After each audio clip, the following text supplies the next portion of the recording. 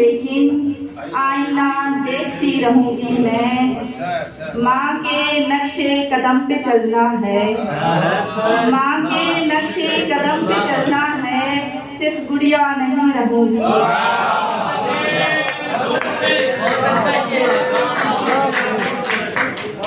माँ के नक्शे कदम पे चलना है, सिर्फ गुड़िया नहीं रहूंगी मैं। अपनी जंग ही लड़ती है, अपनी जंग ही लड़ती है, लाख कहो वो बागी है। बाप के जिंदा रहने तक हर बेटी शहजादी है।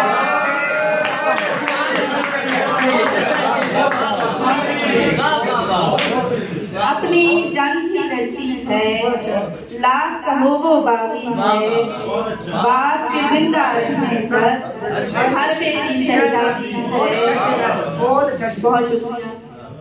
अब समझेंगे दुख मेरा, अब समझेंगे दुख मेरा, अब उनकी भी बेटी है।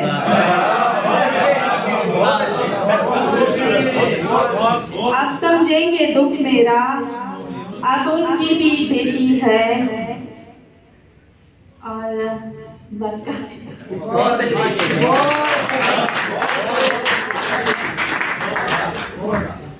ये थी मोहतरमा बल्कीस खान साहिबा। अब मैं अगले मेहमान को दावत दूंगा और मैं दरख्वास्त गुजार हूँ जाहिद गबोर साहब से कि वो स्टेज पे तशरीफ लाएं अपने कलाम से। जाहिद गबोर।